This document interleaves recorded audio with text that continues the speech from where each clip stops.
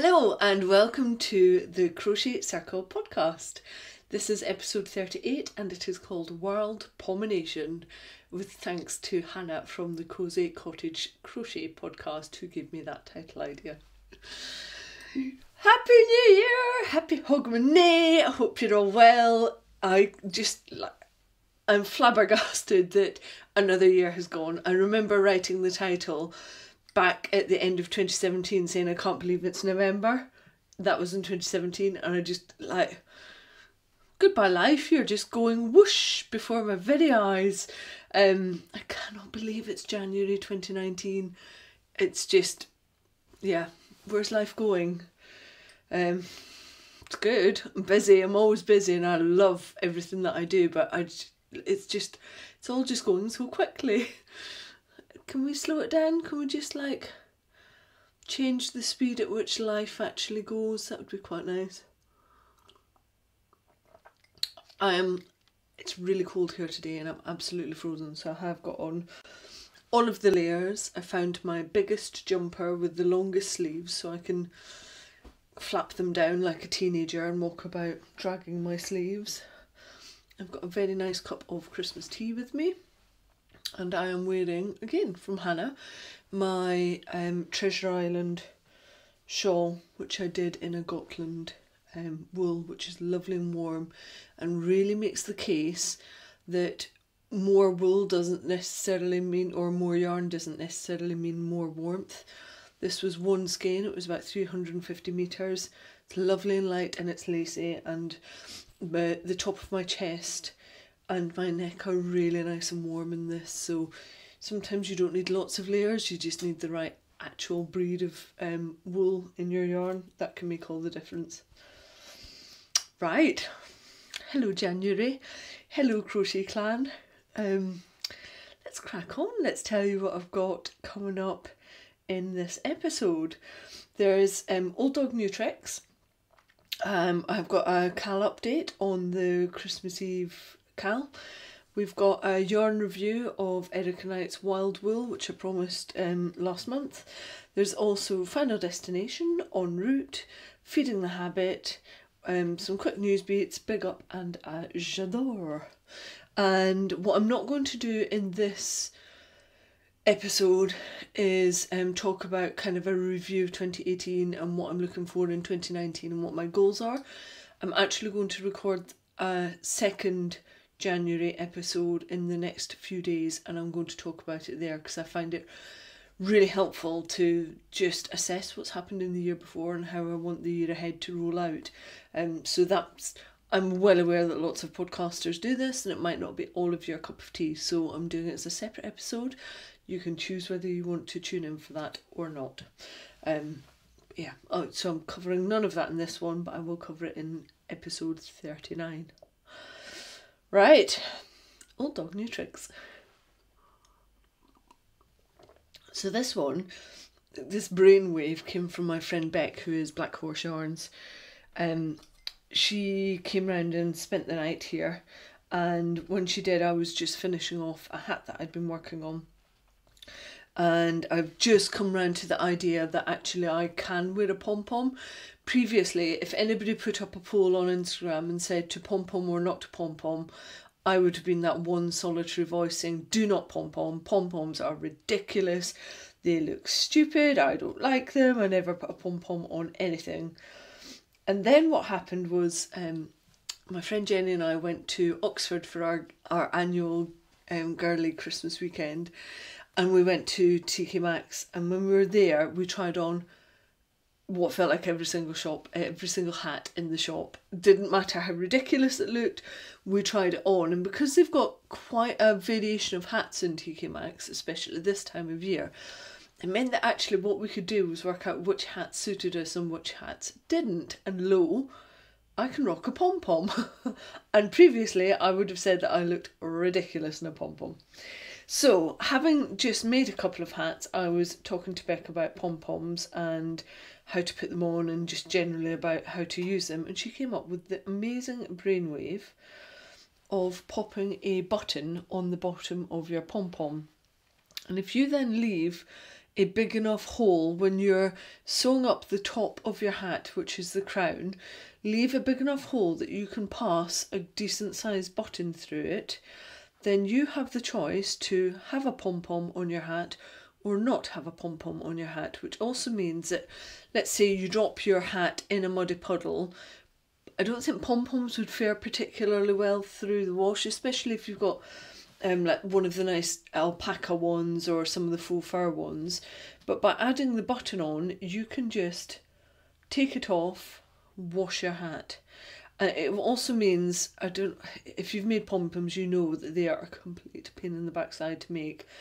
So by doing this method, you could make fewer pom-poms and just swap them from one hat to the next, as long as the colour matching works. But you don't have to have loads and loads of different pom-poms that you make. You can simply keep on swapping them out from one hat to the next. So that's it, I'm converted. I am now like a full-on pom-pom wearer. I'm amazed. Next it will be tassels. Like, I hate tassels, and now I'm eyeing up tassels and thinking, oh, maybe I could add tassels to things. Cal update. We have got the Christmas Eve Cal running at the moment. That goes on until Sunday, the 27th of December. The thread is in Ravelry and it's in Charlie's group, which is the Love Charlie podcast group. You can go in there and there's an active thread for your whips, and there's an FO thread as well, and you can also add it into Instagram, and if you use hashtag Christmas Eve Cal for your whips and then hashtag Christmas Eve Cal FO for your finished objects, so we can all see them. And there's some really lovely things being in. This is one of the things that I made. It's a bobble hat. The one that I've just been discussing with the pom-pom, and it was a really quick make, but I'll talk about it a little bit more, one in the yarn review and also in my final destination as well. So keep on adding your stuff into the Cal, and it's lovely to see all the little projects that are being made, and also that people are taking time out and have been taking time out in what is really quite a busy time of the year, and just getting little 5 and 10 minute bursts to themselves to sit and craft and just like relax a little bit, that was the whole purpose of the Cal. It's all about making sure you get time for yourself. I have a yarn review for you. I showed this yarn as an incoming, I think a couple of months ago when I got my hands on it, and it's called Wild Wool by Erica Knight. And it's an Atom weight yarn. It comes in at 170 metres, that's 186 yards for 100 gram skein. And it's 85% wool, the breed isn't specified, and it's 15% viscose, but the viscose is actually made up of nettle fibre, and it's spun in Italy. It's a single ply yarn, which is, I think, a really interesting yarn to crochet with, and I mean single ply in general. Sometimes you can have issues where it's got so many fibres that are a bit flyaway and get caught up on your hook, and I didn't have any of those issues with this yarn, with the Wild Wool. It comes in 8 different colours. There's a silver, which I suspect is undyed, a silvery light blue, a dark tealy petrol colour, brown, a dirty mustard, a kind of forest green, the purple colour, which is what I've used for the hat, and a pinky grey pinky colour called Dawdle. And I think no matter which colour you're looking at, the thing that stands out most of all is that because it has the nettle fibre in it, that comes across as a silvery colour. And I mentioned this last month when I was talking about the onion yarns, which also has nettle in it, and what that means is that you get a very different kind of almost like strands of silver coming through. It's really beautiful, and it gives it a more tonal effect throughout the yarn, so it makes it almost seem like a semi-solid, but because it's a single ply you get these twists. It's almost like having a really soft metallic thread twisted through, but to my mind far nicer than the kind of sparkly yarns that you get, and they're not necessarily my cup of tea. This is really subtle in the way that the nettle fibre appears, but it does look like this lovely silver wisp that comes all the way through the yarn. So I started working with this yarn probably about a month and a half ago, 2 months ago, and I tried to start off some slip stitch mittens with it, but the pattern and the gauge were just off. It was nothing to do with the yarn. Lots of people had said the same about the pattern, and so I frogged back that project, and then I had to refrog that same yardage. I think I did it about 2 more times as I was trying to get gauge for the hat that I finally made with it. I was really impressed with the fact that that yarn that had been ripped out a few times actually still looked brand new. I've had other yarns where I've made things and I've frogged back once, especially with single ply actually, and it looks awful, and you've got flyaway fibres and it looks like it's seen really rough years of wear and tear, and that was not the case with wild wool. It actually looked like it was brand new, as I said, and I crocheted up with it and I didn't have any problems recrocheting that meterage that I'd already worked with, and I think that's really quite helpful. I tend not to do loads of swatches because I'm a bit cheeky and I like to just start a project and take my gauge from there. And so being able to frog back and that not have a detrimental effect on the yarn is really helpful for me, and I'm sure it is for other people as well.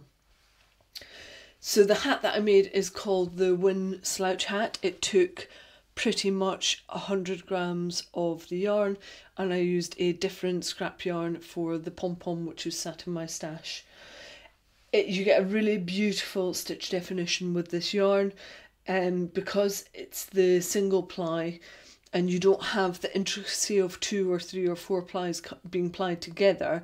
What I often find that brings is a really beautiful stitch definition because it's not overcomplicated. So what you're seeing are the stitches rather than the detail of lots of ply, and it's one of the reasons I really love using single ply yarns. It's a lovely warm yarn to work with as well, and because I've used a 5mm hook on this, what that means is I've actually got quite a nice dense hat. Now that was what I was looking for. I deliberately came down to a 5mm hook rather than the hook size that the pattern told me to use, because I didn't want it to be too high, the overall hat, and I wanted to test the yarn in a more dense fashion. But that said, it would be very easy to make this a more drapey yarn by going up larger hook sizes. I've seen garments made with this yarn and it looks beautiful. It's really very nice. So it's not just something that I would use for accessories, though it does appear to be really hard wearing. So something like a crocheted bag could work really nicely with this yarn. That was what I was initially going to do, but I would need more of it for that, and frankly, having been in TK Maxx and discovered my love of pom-poms, I wanted straight away to make a hat with this yarn. So anything else I need to tell you about it? I would definitely use it again.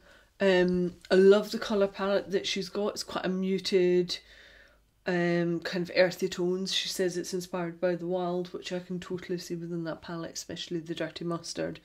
One of the beauties about reviewing Erica's yarns is that her stuff is available globally. So if you're sat in America or Australia or Germany, Switzerland, wherever you are, the chances are that you will have an online stockist where you can get Erica's yarn from. So it's always a nice one, rather than me doing a little, far-flung yarn that it's going to be very difficult for most people to get their hands on.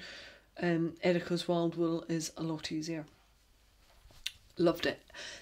Now, what I would say is that if you like really soft wools, this is soft, but I find that one of the most sensitive parts of my body is actually at the top of my head when I wear a hat, and I feel a little bit of a prickle with this, but really not a lot. So it's absolutely fine for me to wear.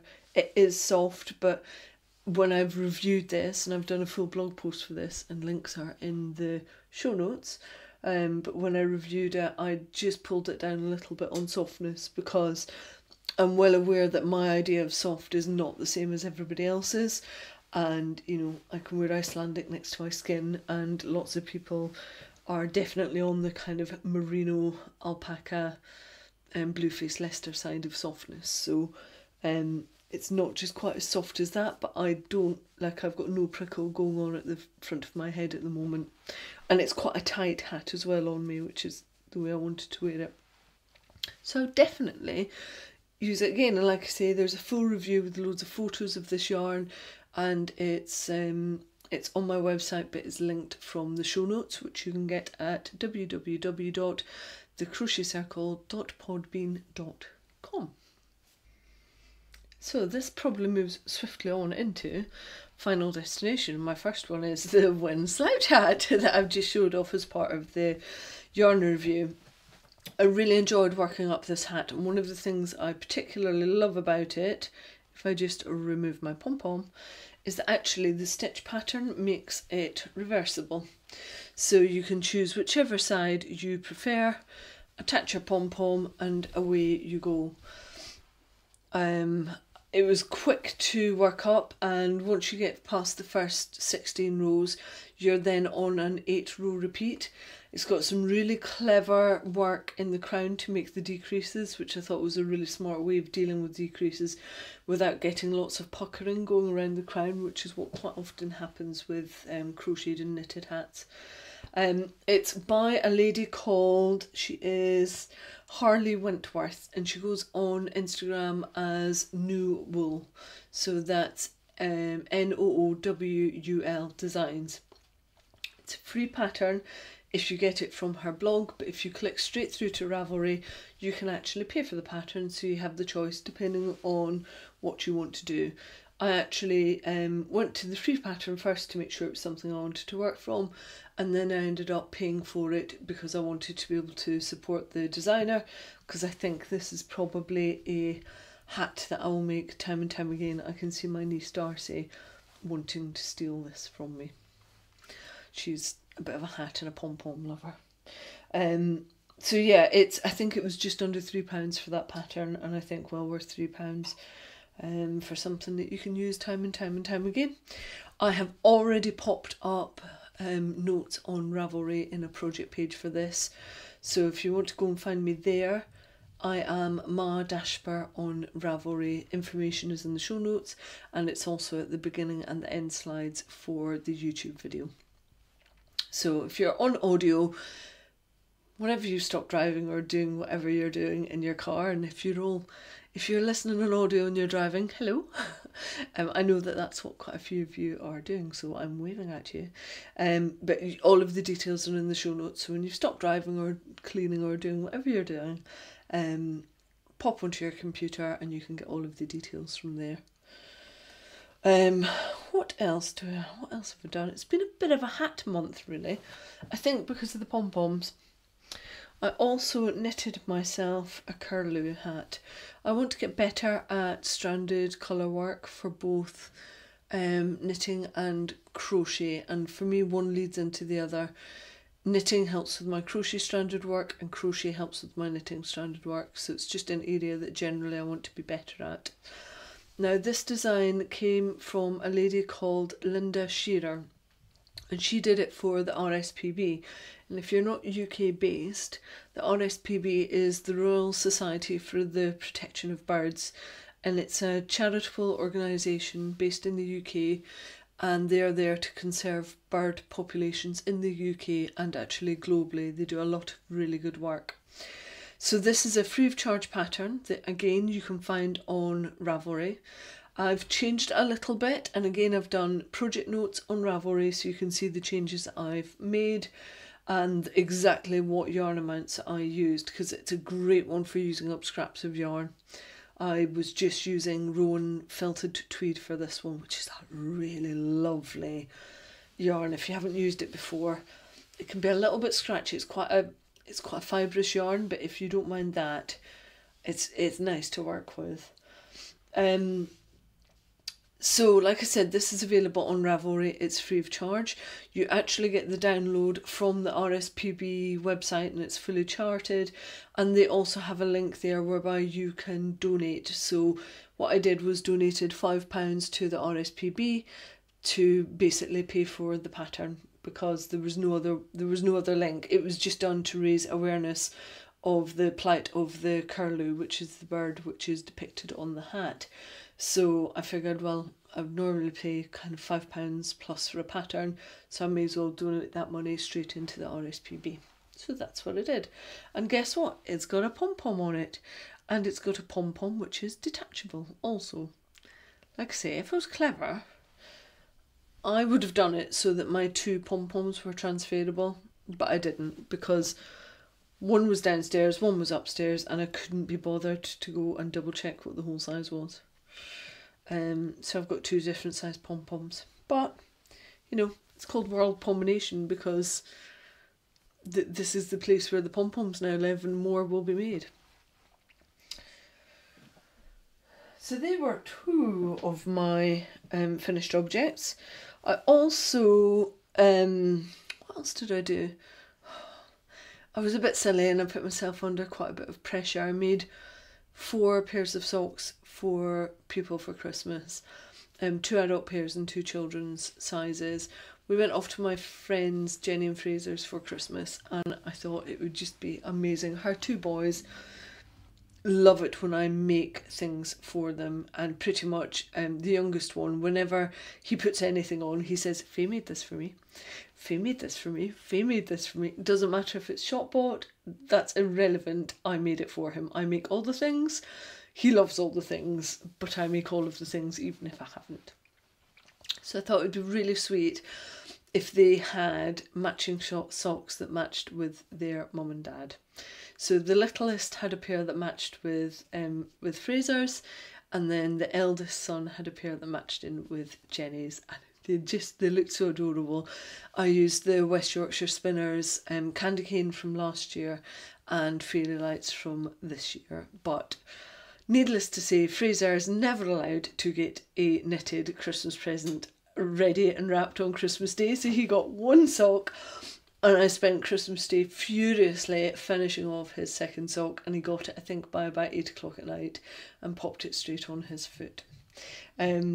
So the photo that you can see shows all of them, their little feet together, and it's very cute. It was worth the effort, especially because the boys they love a knitted sock. Whenever they go to their sock drawer, the first ones that they will pull out are the ones that I've knitted for them. So next year Jenny and Fraser might not get knitted socks, but the boys probably will, because they can they'll end up looking forward to it being one of their little Christmas traditions. What else did I do?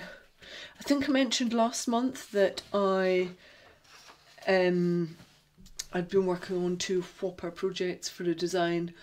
One of them was 200 grams of, actually 220 grams of 4-ply, and the other one was 200 grams of a heavy lace weight, so 1200 meters crocheted in total for the 2nd shawl.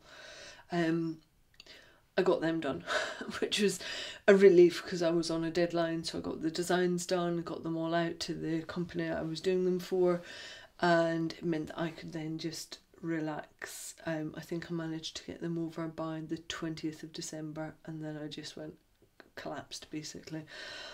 I can't show you those until about March, April time, and then I'll be able to share a bit more with you, but it's quite exciting, and it's exciting because the concept is exciting, and it's exciting because my design's going to be involved in it, and that it's just lovely, and it makes me very happy.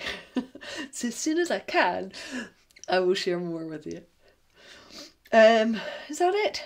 Is that everything? 2 whopper projects, 2 hats, 4 pairs of socks. It's probably enough, isn't it? Especially over Christmas and New Year. I don't know about you guys. Did you get in as much crafting as you thought you might?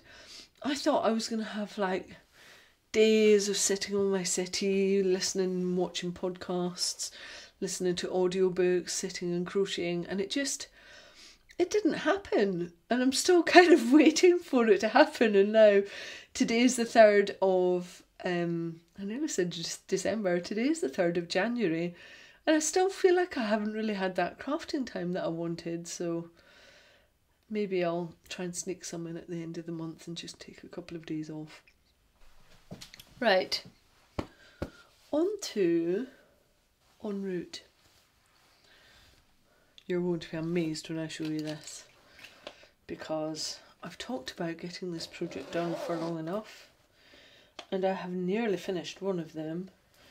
It is a fallen leaves sock. I finally got to pick these back up the other day, and I turned the heel, and it didn't take as long as I thought it was going to take, but I have got the best part of one finished sock. What I particularly love about it, it's got a very defined stitch pattern in this sock, and it's very obvious when you've gone wrong.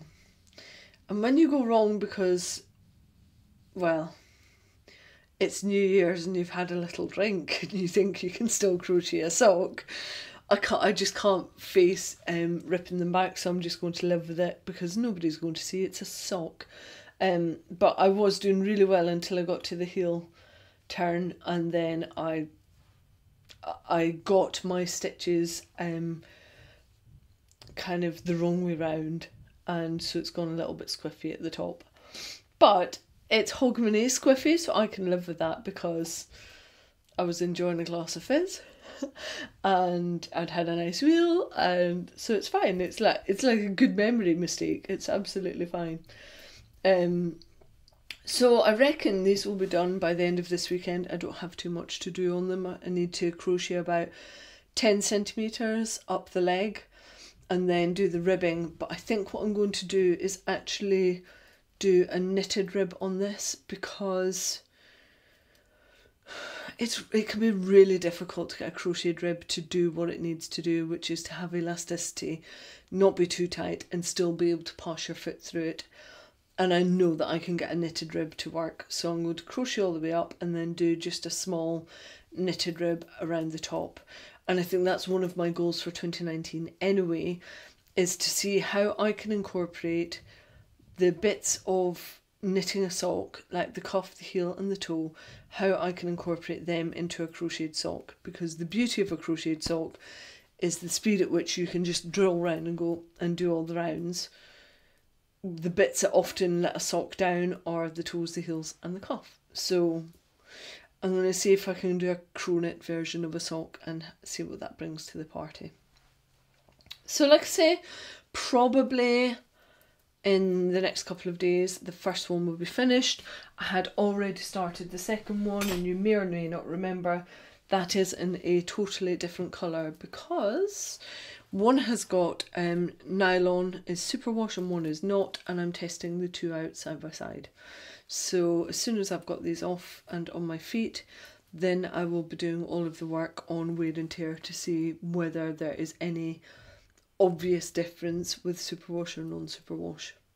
I know what I'm hoping for. I'd really like to find out that superwash does nothing for the longevity of your socks, because that would be fantastic if that was the case.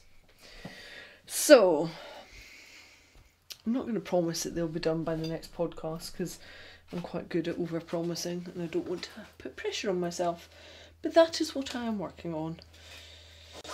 And what I also wanted to show you is kind of future project, because I'm not allowed to start it. I might swatch, but I'm not allowed to start it until I've at least finished the first of my fallen leaf socks. Now I know that a few of you are going to be making this project. It's called the Esther Sweater, and the lady that has designed it is called Lila Bjorn.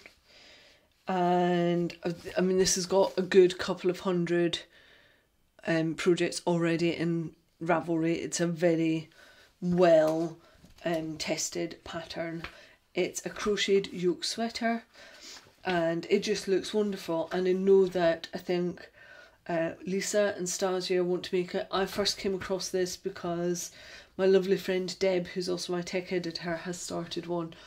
And when I went to see her last month before, she said, "Oh, have you seen this?" And I hadn't. I was like, "Oh, might have to make myself one of those." So this is my first crocheted sweater of 2019, and my plan is to have it finished and done, ready to wear up at Edinburgh Yarn Festival in March, so that I can rock a crocheted sweater and fly the flag for crochet at Edinburgh Yarn Festival. And what I'm planning to do it in is to make it a little bit funky, and I have got a skein of hand-dyed yarn by my friend Beck, who is Black Horse Yarns. This is, I think it was, because I provided her with the yarn, I think it was a 100% plain merino rather than a merino nylon mix. And it's kind of based on the colours of like a koi carp. So it's got a really burnt orange in there, going into a brown, light grey, going into light teal, going into really dark teal, almost petrol colour. I've taken photos and I'll add them into the show notes for those of you that are listening. And I'm going to pair that off with one of the colours from the Crochet line. And I'm quite happy to use this this yarn for jumpers because I know that it works really well. I've used it previously in a knitted jumper that I did, which actually machine washes really brilliantly, and it's wearing very well and it's comfortable as well. It doesn't really pill. So the colour that I'm using is called Crochet, and it is 75% merino and 25% nylon. And the two colours, the Crochet is kind of a mid tealy greeny blue, and the two colours go really nicely together. And I've got enough of both. I've got enough Crochet sat in my stash to be able to make this jumper. Now again, it has got ribbing on the cuff and ribbing at the bottom, and I think that what I'm going to do is knit the cuff and knit the bottom of this jumper as well, because a lot of the examples I've seen on Ravelry, the ribbing is quite loose and flappy at the bottom of the jumper, and I don't want that. So I'll see where I get to, but again I'll try and keep really decent project notes and pop them up there, because I know that, like I said, quite a few of you are planning to make this, and I think that when lots of you see how this jumper works out and see how many other people on Instagram and Ravelry are making it, I think this is going to become a really popular jumper. So I will try to take very good notes for you so you can follow them if you so wish. So yeah, future planning, not quite an en route, but soon, my lovely, soon. I'm quite excited about this because originally I was going to use these yarns to make a blurred line sweater, which is Deanne Adide Designs jumper. My concern with that is that the way that the stripes go, I'm not exactly small of the bust, and where the stripes sit, I just think it's going to basically shine a massive spotlight onto my boobs, and whilst I'm quite happy with what I got, I don't necessarily want to be drawing even more attention to them. And the beauty of the Esther Sweater is that the lines are going vertically rather than horizontally, so what it's going to do is elongate my body, elongate my fat bits, elongate the biggest parts and widest parts of me, and I just think it's probably going to do me a few more favours than having horizontal stripes. And I'll still do a blurred line sweater, but I think I'm just going to wait until I've kind of downsized a little bit and lost a bit of weight, and then make one when I think it will be a bit more flattering on me. So Esther Sweater is what it's going to be for now. So moving on to feeding the habit. I haven't bought a single gram of yarn this month, as in December just gone. I think just because I was doing Christmas presents, and December is a month where you just are thinking about buying lots of things for other people, and you don't tend to get caught up with the things that you might want yourself. But that doesn't mean to say that I didn't have yarn coming into the house. My friend Jenny did Vicky Brown's advent calendar. She did the 4-ply version this year. It's the first time she's ever done anything like that. And because we were down with them for Christmas Day, she went through all of her calendar and she pulled out the ones that she doesn't like and or want. So I was the recipient of them instead. So of course I have got all of the bright ones with the neons in. So there's one with literally every single neon colour and some speckles on it. There is a neon green, which is just not Jenny's cup of tea whatsoever. There is a mustard one. It's quite a kind of egg yolky yellow mustard one. Again, Jenny has never nor will ever wear this colour. It is just not her thing. There's a cream based one with kind of like Vicky's called it pumpkin spice. So it's got that pumpkin-y orange colour with a bit of brown in there going into a kind of corally pink colour. Not Jenny's cup of tea. A grey, which is called Little Match Girl. Quite a bluey grey. Not Jenny's colour. And one that I really love, which is dusky pink, and it's got greens and a little bit of yellow through it, and Vicky has called that Mossy Rock. Again, not Jenny's cup of tea. So what I did is went into my stash and picked out all of the yarns that I have got that are of the same weight that I thought Jenny would like, and I've done her little 10 gram mini balls or mini skeins so that she still has the same amount of yarn. So if she wants to do a project with her yarn, then she's got that, but it means that she's not using the colours from the advent calendar that she just doesn't want to use in a project. And then I have got 6 lovely colours that I will use in socks and bits and pieces, so everybody is happy. So she's got teals, purples, pinks, blues. That's it. And I get all the other colours. Like I say, both people very happy. But this is the only yarn that has come over the threshold of Shez Dashper Hues this month. That said, next week I'm popping up to Northern Yarn. Kate, who's just lovely. She owns a yarn shop in Lancaster called Northern Yarn. I did a blog, a vlog about the 2 yarn shops up in Lancaster probably about a year ago now. And unfortunately one of them closed down. Freehold Yarn Company closed down, though Amy is still running the shop online, and Kate's shop just has gone from strength to strength. Now Kate was sharing a shop with another shop owner, and it was quite a small space, and when Amy's shop shut down, which was a much bigger space and really open to doing workshops and things, that is where Kate is moving Northern Yarns into, which is very exciting. And I'm heading up there on Thursday. I was going up on Monday, but I'm now going to a spinning mill in Yorkshire on Monday to go and have a little look around and look at what they're doing with British breeds. So more coming up on that. That's going to be quite interesting. That's not a trip that I've organised, that's one that I'm piggybacking on with somebody else that's organised it. I was like, oh, me, let me come, I want to go to Laxton's. So I'm heading up to Laxton's on Monday to go and poke around their mill and see what they've got. Yeah, and then heading up to go and see Kate, which means ultimately I'm going to bring yarn or something back from going to Northern Yarn, because Kate's just reopened, she's had the expense of moving to a new shop, and I want to be able to support her.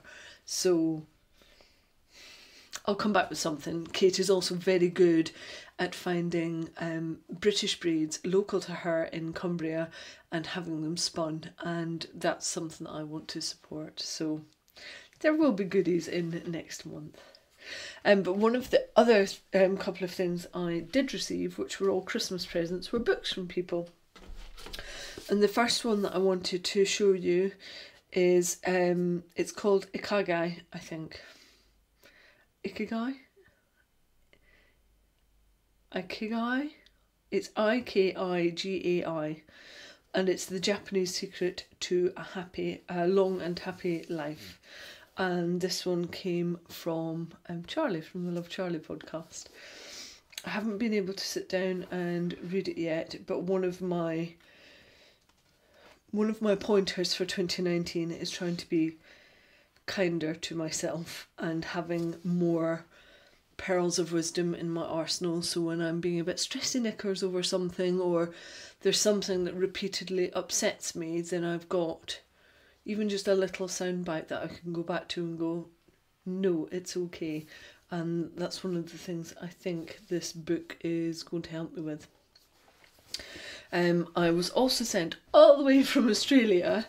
It's a book which is by the Frankie magazine, and if you are Australian based, you may have heard of the Frankie magazine. I suspect it's a little bit like Molly Makes that we have over here, and what they've actually done is created an entire book called Look What We Made, and it's all about Australian makers and makers that do all sorts of stuff. So bits with clay, polymer clay, laser cutters, stained glass, you name it, it's in this book. And it's less about like project ideas, and it's more about their process and what they do and their personalities, which makes it a very different take and really interesting. And this came via Mara, so thank you for that, Mara. It's always really interesting to see what other countries do and how they tackle crafts, because it really does differ a lot from one country to the next. So it's been lovely to flick through this and get inspiration from all of the different makers that are in this book. I will add links to all of these books into the show notes in case you want to purchase them, because books are one of the things that are generally quite easy to buy on a global basis. And finally, Jenny and Fraser also bought me the Knits About Winter book. Whether you knit or not, this is a beautiful publication. It's absolutely gorgeously shot. The photography is gorgeous. The feel of it is gorgeous. It's been published by Pom Pom Press. It's stunning. Now, I don't think I will ever do another book of designs, but if I ever did, this is kind of my aspiration, is to create something of this quality. The little details, like a photo and then a sheet of vellum paper over the top that has the title on it, is just, it's gorgeous. And I want to do lots of the patterns in here, but even more than that, it's just a really beautiful pattern book to just keep on flicking through and like gaining inspiration from. It's beautiful. It's by a lady called Emily Foden, and Emily has her own yarn company which is called Viola, and her yarns look just beautiful. She has got launches going all over the world at the moment, and she was very recently in Loop in London, and I couldn't get down to it. But I would love to get my hands on some of her yarn and squish it, because yeah, she does beautiful colours, very natural colours, and it's quite inspiring what she does and how she does it. It's a definite like aspirational book, that one. It's beautiful. So I think that was it for Feeding the Habit. Yeah, not a lot. Lovely to have some books coming in, that's really nice. But yeah, not much yarn, and I don't think there's going to be much coming in 2019, but as I said, I will talk about that in episode 39, which will come in a couple of weeks. So, quick news beats. Global Hookups, the first one is coming up on the Saturday the 12th of January. I've put that in as an 8 PM start, and that's GMT. And then there will be one on the Sunday morning as well, which is, come on brain, a 9 AM start, again GMT. So that's the first one of the season. I have updated the Ravelry thread, so it's now got all of the ones I've set out between now and June. So we have got 6 months worth of Global Hookups in the diary, and they're in my diary as well, which is quite important because it means nothing else should be booked in on those dates. That said, I've just realised I might be in Barcelona for one of them, so I'll shut up and we'll see if I need to change one of them already. The next yarn show that I'm vending at is actually quite soon. It's on the 20th of January. Better start preparing for that. And that's the Waltham Abbey Wool Show. It's quite an interesting one, this. It's one day, it's between 10 and 4, it's on a Sunday, and it's just off the M25, and it's run by a lovely lady called Diane, who is the Crochet Chain. So it's a nice yarn show that's got a bit of a crochet bent to it, which is lovely. So yeah, I'll be there. I don't know where my stand is yet, but come and say hello if you're coming down for that. It should be a really nice little show to come and attend. It's in a hotel, so it's quite, you know, it's easy access, easy going. It's not in the middle of nowhere. You don't have to drive for ages to get there. But yeah, that's at Waltham Abbey. And then, what else? Oh, I've updated in Ravelry the Setting the Scene for 2019 thread, which I've done it for the last few years, but basically it's a place for you to go and post up what your goals are likely to be for the year ahead, and also a nice place to reflect on where you were for 2018 if you want to use it as that. It's just a way for people to sign up to something and to see what other people are signing up to and give yourself ideas from there. So like I say, I've set the thread up. I haven't yet put my goals up there, but I will be doing that in the next few days.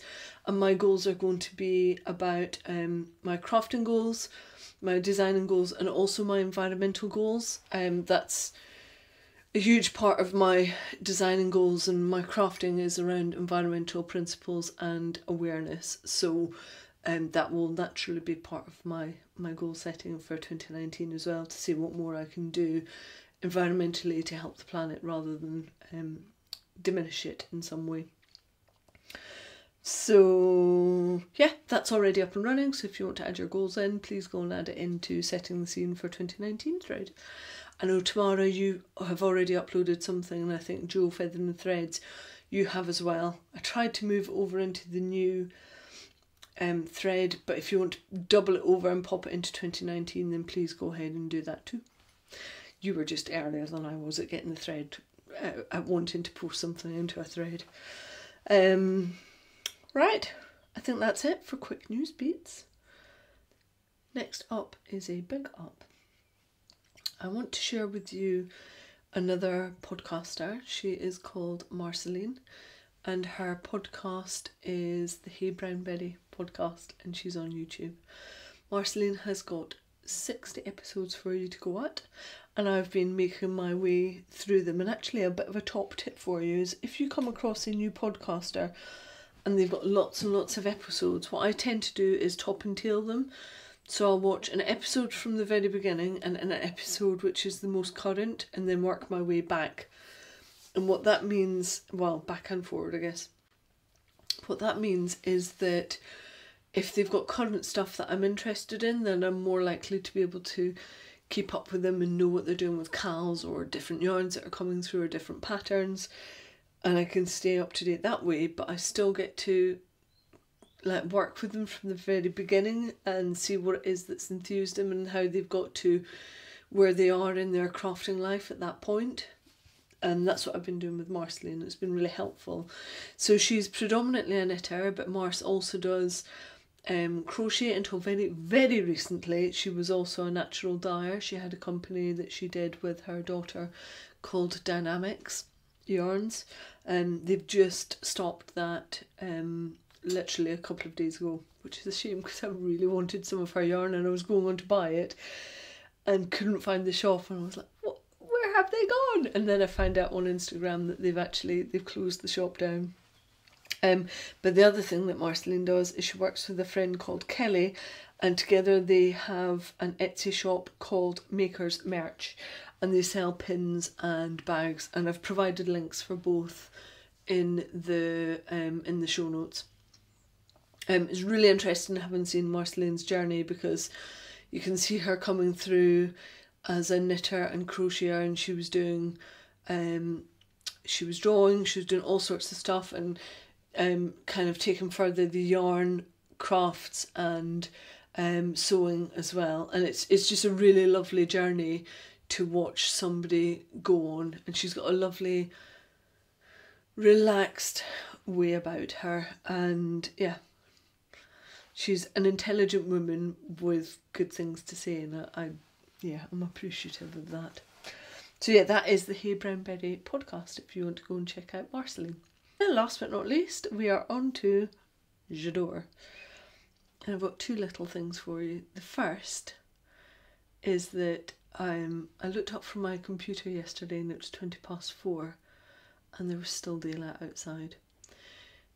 I am somebody that we get to the 21st of December, we have the longest night over and done with, and then my heart lifts. I don't suffer from any seasonal disorders, anything like that, but the minute that we get beyond that longest night and I can see just like an extra minute of daylight just encroaching every single day, it just makes me so happy. On the contrary, when we get to the 21st of June, I'm like, oh, the nights are drawing in, it's getting dark. I really love it when you know that the promise of spring and summer is in front of you. It makes me very happy, and that's where we're at now. So we've extended sunlight slowly creeping through, and that's fab. And the other thing that I adore is you lot. Thank you very much for all of your help and support in 2018. I'm rubbish at getting back to you on comments, and I work on the basis that you all know that I see the comments, I just don't always get time to respond to them. In fact, I rarely get time to respond to them. But I work on the basis that you would rather that I was spending that time going and doing interesting trips, spending my time doing yarn reviews, kind of digging deeper into this industry and bringing that forward to the podcast. So please do keep on commenting and hitting the like button. I cannot tell you how much that means to podcasters to have you engage on Instagram, on Ravelry, on YouTube, on Podbean, wherever it is. Even if those podcasters aren't able to get back to you, it means the world to have that information coming back that what you're doing is appreciated. I'll give you a really simple example. I asked last month, give me a hands up if you like the show notes. And so many of you came back and said, yes, they're helpful. Yes, we love the details. Yes, I love the links. That's it. I will keep on doing the show notes forevermore. Because I've had that feedback come back to say, yes, please keep it up. And when you review something, we know that you've really reviewed it. It's really helpful to have that interaction. So I guess what I'm loving is that you want to interact with me in that way, and I wish I had more hours in the day to respond to everybody and get back to you, but know that I listen to your comments and know that I read them. I just don't get the chance to come back. I'm sure it's fairly evident to most of you that I have a full-on life. I don't stop. I just go and go and go, and I don't want to stop. I like having a full life. We don't rest up very often. In doing that, we have a great fulfilled life. But what that means is we don't necessarily take time out to sit and put time back into ourselves. But what it means is we do loads of interesting stuff with our lives, and those interesting things then come forward into the podcast. And like I said earlier, I think you would probably rather that I was doing that and living the fullest life possible than spending my time at a computer screen. So for every like that you give me, for every comment, thank you. I love you for it. It keeps my enthusiasm levels up for this podcast. And please keep it up. It really makes a difference. Right, are we done? Is that a bit gushy? Is that too much? I meant it. You guys rock. You're just, the Crochet Clan is amazing.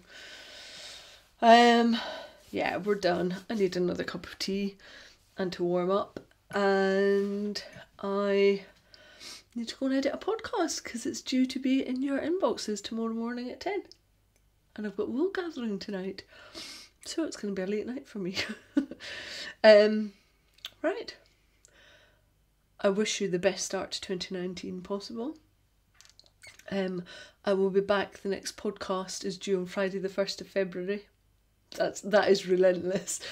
It's really nice when the podcast is due like on the 5th or 6th of the month, but the next two are due on the 1st of February and the 1st of March, which means There is no rest. There's no like extra few days to just plan it out. You just have to have it done. So yeah, 1st of February is the next one, and the one after that is the 1st of March. So I better start thinking about them now. Right, done and done. Happy January, happy crafting. I am waving.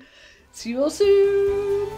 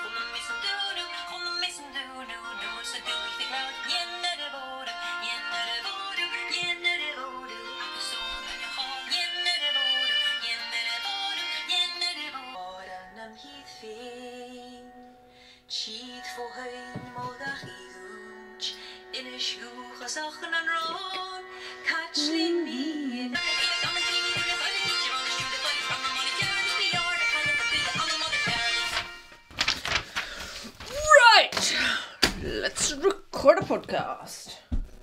You can wished, and you can bog off over there. And it's called World Pomination. Thank you. That was Hannah from the Cozy Cottage. Crochet cod pup. Blah, blah, blah, blah, blah.